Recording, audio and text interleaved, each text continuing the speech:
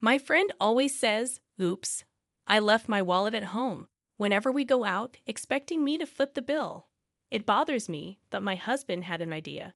So I invited her out, pretending I forgot to buy something. We left the place, and now we're trying out our plan. I hope it works. My name's Addison, and I'm 34 years old. I work part-time while my husband Johnny brings in a good income. Our little family, including our 4-year-old son Cliff, lives comfortably. We recently upgraded from an apartment to a house after saving up some money. That's when I met Susanna, a fellow mom in the neighborhood. She's raising her husband's stepchild, which I found intriguing. Eager to befriend her, I soon realized that Susanna had quite the personality. Despite not knowing her well, we welcomed her into our lives. Today, after my son's gym class, I decided to join in, hoping to integrate into the community. It went well, and I made friends with other local moms who invited me for lunch. We grabbed sandwiches and coffee at a nearby cafe when suddenly Susanna appeared out of nowhere. Addison, what a coincidence! Are you here for a tea party? She exclaimed loudly, joining our table without hesitation. We exchanged uncertain glances, but couldn't turn her away, so we ended up having lunch with Susanna. As we were finishing up lunch, we started discussing splitting the bill. Then Susanna chimed in, since I just happened to be here, I don't need to pay, right? We exchanged glances, knowing exactly what was happening. Susanna's habit of dodging payment was rearing its head again. Plus, I didn't order anything, so it wouldn't make sense for me to pay, she argued. We sighed at her reasoning. She always found excuses to avoid paying her share. But Susanna, you did have something to eat, and you ordered coffee, Addison pointed out. Can you cover for me this time? I didn't plan on joining you guys today and didn't bring any money, Susanna replied. We thought she shouldn't have joined us if that was the case, but no one voiced it aloud. I hesitated, but Susanna insisted stubbornly, I'll pay you back later. Come on, Addison, we're neighbors. Let's be good neighbors. So what? What does that have to do with anything? I wanted to argue, but Susanna started getting upset, refusing to budge, not wanting to make a scene. I reluctantly agreed to her promise and ended up paying for both of us. I received sympathetic looks from those around us, feeling uncomfortable. It was just another example of Susanna's behavior since I moved here. The following day, I found myself at Susanna's doorstep, ready to collect the money she owed me from the previous day. I decided to visit her in person to prevent any excuses about not having her wallet. When I asked for the money, Susanna's expression turned sour. Seriously, you came all this way just for $10, Addison? That's surprisingly petty of you, she retorted, clearly reluctant to part with the cash. I had anticipated this reaction, knowing Susanna's track record of not repaying me on numerous occasions before. You've said that before, but you never followed through. You currently owe me over $100. Enough is enough, I stated firmly, feeling a hint of frustration. Susanna's frown deepened, and she glared at me like a stubborn child. However, I was determined not to back down. Today, Susanna's behavior was quite troublesome. Whether it was hitching a ride to the station when I was heading to work or conveniently forgetting her wallet during shopping trips, her antics seemed endless. Confronting her about it only resulted in childish sulking, with her trying to shift the blame onto me by mentioning Johnny's income and implying I was overly frugal. It was beyond frustrating. If only she could act like a normal friend instead of this. On the day of our shopping trip, Susanna hopped into the car ahead of us, quipping, "Did you forget anything, like your wallet?" I responded curtly, "You should check too," before urging Johnny to start the car. With Cliff safely with my parents, we made our way to the wholesale store where we found it jam-packed with shoppers. Despite the chaos, I kept our plan firmly in mind. However, we wouldn't have needed the plan if Susanna simply paid her own way. "Wow, look at all this food! They have such a variety," Susanna exclaimed, enthusiastically piling her cart with bags. "Try to keep your items separate," I suggested, but she waved it off, saying we could sort it out later. Despite my warning, my cart soon overflowed with items. I regretted grabbing a cart in the first place. only intending to pick up a few things. It seemed she had no intention of paying for herself, oblivious to our silent frustrations as she continued browsing without checking prices. As we approached the checkout, Susanna's familiar habits resurfaced. Something seems off. Johnny and I exchanged concerned glances. Susanna fumbled through her purse, looking expectantly at us as if waiting for a prompt. When we remained silent, she couldn't hold back any longer and loudly declared, "Oops, I left my wallet at home." Johnny and I exchanged a knowing look, deciding it was time to put our plan into motion. "Oh, I forgot to grab something," Johnny chimed in as we stood in line. I went along with Johnny's plan, nodding in agreement. Susanna, who had been rummaging through her purse, turned to us. "Could you go get it?" she asked. "But what if you can't find it?" I responded, "I know where it is." "Susanna, can you watch the cart while we go back?" I asked, pushing the cart towards her. Susanna instinctively took hold of it. "Huh?" she questioned. "We'll be quick. You sure you'll be okay? Remember? I don't have my wallet," I reminded her. Susanna reluctantly agreed to wait in line while we went to fetch the forgotten item. Johnny and I exchanged a subtle smile, making sure Susanna didn't notice. We then discreetly hid behind shelves and people, keeping a close watch on her. It seemed our plan was unfolding as expected. How long would she wait? With the cart full of items, she couldn't easily abandon them when it was her turn. Suppressing a mischievous chuckle, we remembered how Susanna always relied on my wallet.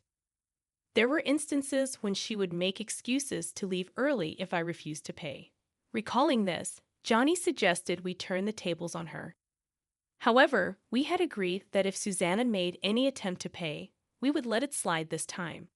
But true to form, the moment she reached the checkout, she announced she'd left her wallet behind, seemingly banking on us to foot the bill. It was a predictable move, especially considering her lingering resentment over the last lunch money. Sensing that we weren't returning, Susanna began to look around nervously, staying in line, perhaps contemplating her next move if we did come back. As the line advanced, Johnny and I decided to proceed with the next step of our plan. "Sorry, Susanna, but my mom just called with an urgent matter. You know she's looking after the kids and can't leave the house, so we need to head back home," I informed Susanna over the phone. Susanna's voice betrayed her shock and panic. Wait. What about paying? I forgot my wallet too." "Please hurry back and pay before you leave. Nowadays, you can pay with your phone, right? Figure something out. And most of the shopping is yours anyway. If you don't want to pay for a few items, just remove them from the cart. It should be quick since we only picked up 2 or 3 things." Susanna's voice grew increasingly irritated. "I don't have any means to pay. Come back now, or at least leave Johnny here," Johnny interjected, taking my phone with an exasperated tone. "I need to help with the heavy lifting." "Sorry, but you'll have to take a cab back. It's urgent. Or maybe get your husband Phil to pick you up." Susanna was left speechless. We knew she was wary of Phil, as we had heard from other local mom friends about her previous encounters where Phil had sharply scolded her. Despite this, she hadn't learned her lesson and continued her schemes behind Phil's back. That's the situation. If you're unsure how to use your phone to pay, ask the staff. They should be able to assist you. "As that register accepts mobile payments," I explained. Susanna clenched her teeth. "Did you set me up?" "Of course not. Isn't it normal to pay for your own things? Why would I set you up?" I responded calmly. Susanna fell silent, visibly frustrated. We ended the call with her and drove off, imagining Susanna causing a scene at the register, sharing a laugh. The following day, Susanna showed up at my doorstep, clearly still upset about what happened the day before. After enduring several rounds of persistent doorbell ringing, I reluctantly answered. There she stood, her face flushed with anger. "It was awful to leave me stranded like that. I demand compensation," she declared, her tone leaving me skeptical. As she launched into a tirade about the events of the previous day, claiming she had panicked and insisting I owed her double the amount, I couldn't help but raise an eyebrow at her demand. "Did you even pay for our items? she questioned angrily, seemingly oblivious to the absurdity of her own words. "Why would I pay for your shopping?" I responded incredulously, causing Susanna's fury to intensify. "You only covered your own purchases. Why the sudden anger?" I feigned innocence, but Susanna's frustration reached a boiling point. Being left behind was deeply upsetting. It caused me emotional distress. "You should reimburse me for the shopping, the taxi fare, and the inconvenience. After all, you invited me to join you," she insisted, twisting the story to suit her narrative, frowning at her unreasonable demands, especially her attempt to shift blame onto us by portraying herself as an innocent victim. I couldn't help but feel absurd for even entertaining this conversation. Susanna's audacity left me astounded. Unfazed by my reaction, Susanna issued a threat.